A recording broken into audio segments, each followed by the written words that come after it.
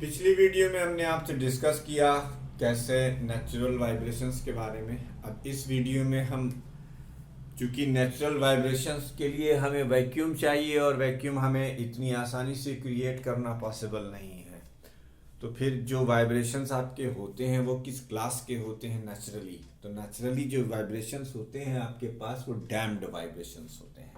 What is the damped vibration? The periodic vibrations of a body of decreasing amplitude in the presence of a resistive force are called damped vibrations. So there is a distinct difference between the natural vibrations and the damped vibration. In case of free vibrations or natural vibration, there is no dissipative force, but in the case of damped vibration, there is a dissipative or resistive force as mentioned in the definition.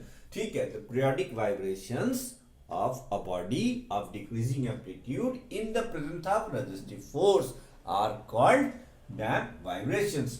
अब जब free of vibrations होते हैं तो सिर्फ एक force काम करता है, मैंने आपको बताया रेस्टोरिंग फोर्स।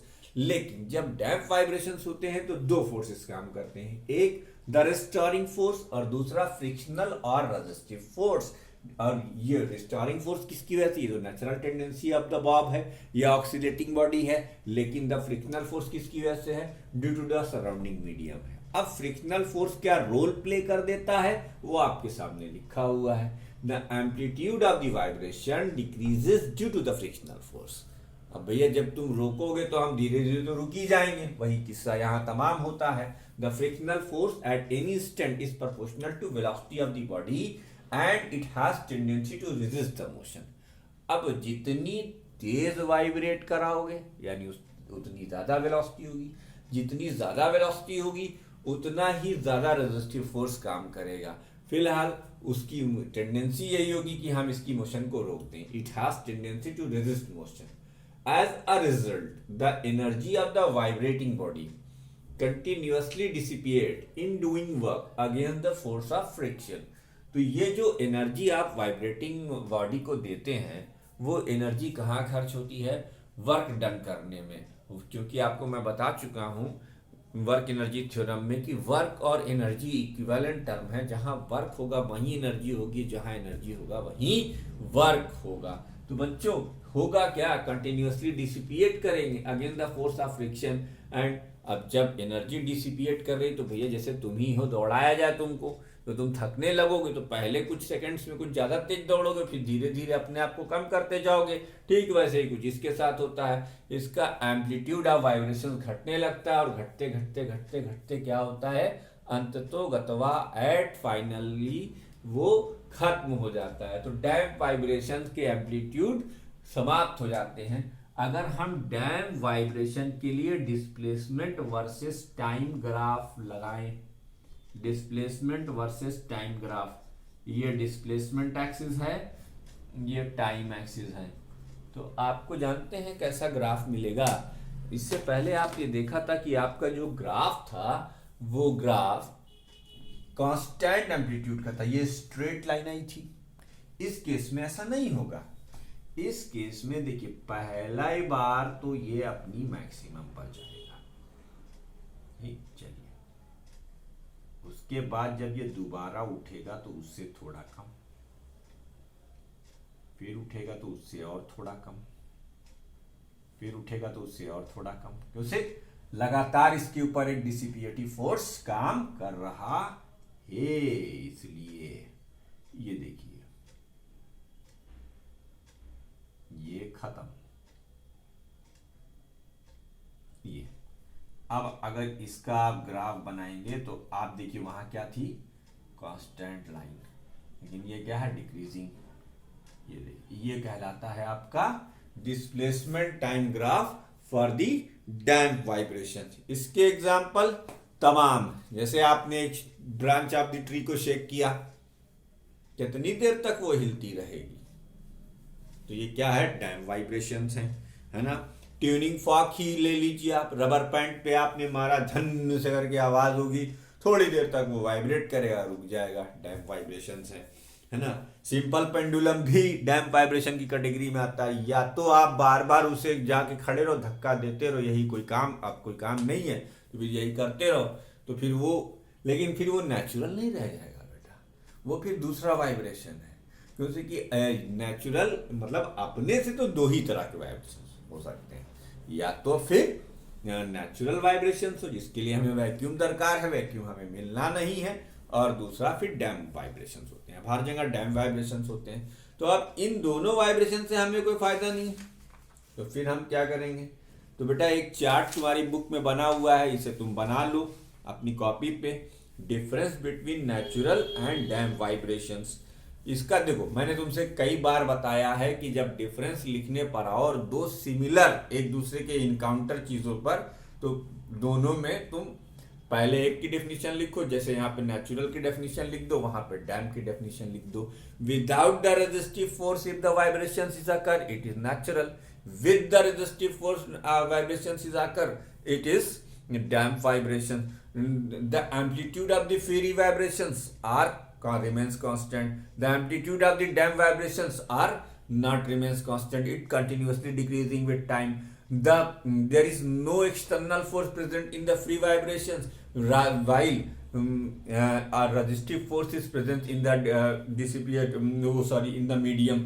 उसी तरीके से the frequency of the vibrations depends on the size and shape of the body and remains constant, while the frequency of the vibrations is less than the natural frequency. The decrease in the frequency depends upon the damping force. Damping force का मतलब वो force है जो आपके vibrations के amplitude को लगातार घटाते जा रहे हैं। तो ये भी आसान था। ये दूसरा हो गया डैम्प वाइब्रेशंस, दो हो गए। अब तीसरा आपका है फोर्स वाइब्रेशंस। फोर्स वाइब्रेशन देखो समझने के लिए समझ लो, बहुत आसान है ये। फोर्स वाइब्रेशंस उन वाइब्रेशंस को कहते हैं जिनमें हम एक्सटर्नली एक फोर्स लगाकर रजिस्टिव फोर्स को ओवरकम करते हैं। जब आप रजिस्टिव फोर्स को ओवरकम कर लेंगे तो ये वाला ग्राफ ऐसे ना रहकर फिर सीधी लाइन आ जाएगा, तो वो फोर्स्ड वाइब्रेशन कहलाएंगे। वो नेचुरल तो हो नहीं सकता। तो पहले वीडियो को पास कर इसे नोट कर लीजिए, फिर हम इसका फाइनल टॉपिक आ गया भाई, रेजोनेंस। रेजोनेंस आ गया। देखिए वीडियो को पॉज कर इसको नोट कर लीजिए, पूरा साफ साफ दिखाई दे रहा है, कोई दिक्कत नहीं है। अगर यहाँ पे शाइनिंग आ रही है तो ये इन प्रेजेंस लिखा हुआ है, इन प्रेजेंस, इन है ये वर्ड। यहाँ जहाँ पे चमक रहा है व्हाइट बोर्ड वहां पे इन लिखा हुआ है, देखिए ये इन लिखा हुआ है, in presence of resistive force. ठीक है, तो ये इन लिखा हुआ है। वीडियो को पॉज कर इसको नोट कीजिए। तो डैम्प ऑक्सीलेशंस के बाद हमारा अगला टर्म है फोर्स्ड वाइब्रेशंस या फोर्स ऑक्सीलेशंस। अब देखो नेचुरल में एक फोर्स था, डैम्प में दो फोर्स है, तो फोर्स्ड वाइब्रेशन में तीन फोर्स होंगे। फोर्स्ड वाइब्रेशन ही हमने कह दिया।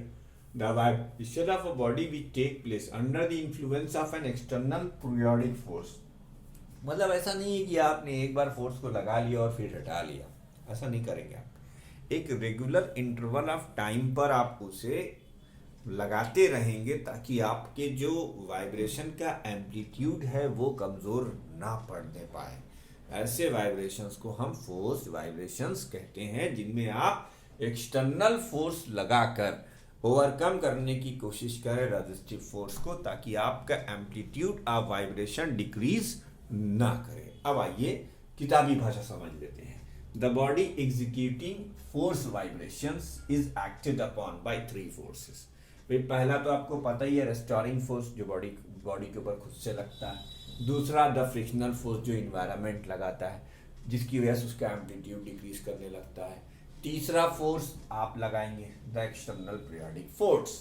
इस फोर्स की वजह से बॉडी का जो एम्पलीट्यूड है वो घटेगा, लेकिन उतनी तेजी से नहीं घटेगा। देखो फ्रिक्शनल फोर्स को तुम गायब नहीं कर सकते, और फ्रिक्शनल फोर्स तो गायब नहीं कर सकते तो कुछ ना कुछ एनर्जी तो तुम्हारी डिसिपिएट करेगी ही ओवरकम करने में। उसकी वजह से तुम्हारा एम्पलीट्यूड घटेगा, लेकिन एक्सटर्नल फोर्स की वजह से थोड़ा ज्यादा टाइम तक आप फोर्स करा सकते हैं। तो when an external periodic force is applied on a vibrating body, the body no longer vibrates with its own natural frequency. तब बॉडी अपनी नेचुरल फ्रीक्वेंसी से वाइब्रेट नहीं करती, but it gradually acquires the frequency of the applied periodic force.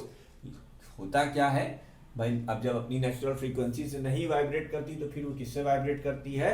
Applied frequency से, applied periodic force की जो frequency होती है उससे वाइब्रेट करती है। The external applied force is also called the driving force. अब चूंकि ये फोर्स हमने अप्लाई करके रखा हुआ है तो इसलिए हम इसका एक दूसरा नाम भी रख सकते हैं ड्राइविंग फोर्स। तो here I explain all the 3 types of vibration, whether this is free, whether it is damped और वेदर इट इज फोर्स्ड। ठीक है, आपको डेफिनेशंस पता है, कंडीशंस पता है, एग्जांपल्स पता है। एक बात और नोटिसेबल है ये कि the amplitude of the forced vibrations depends on the frequency of external forces. अब इसके तमाम तरीके के एग्जांपल्स हैं, है ना। अब इस एग्जांपल्स को आप किताब से पढ़ लें और difference between the natural and force vibrations के 3-4 पॉइंट याद कर लें। अगली वीडियो में हम आपको रेजोनेंस बताएंगे। वैसे अगर आप रेजोनेंस चाहें तो रेजोनेंस में भी कुछ ऐसा नहीं है कि जो आपको ना समझ में आए। कृपया करके इसके एग्जांपल्स और एक्सरसाइज ज़रूर देख लीजिएगा, मैं बार बार आपसे कहता हूँ, ठीक है। और इसे आप जरूर देख लीजिएगा। मिलते हैं अगली वीडियो में, रेजोनेंस और characteristics of sound and their subjective nature. ये थोड़ा सा रह गया है इस चैप्टर में, इसे भी हम कंप्लीट किए देते हैं नेक्स्ट वीडियो में। धन्यवाद।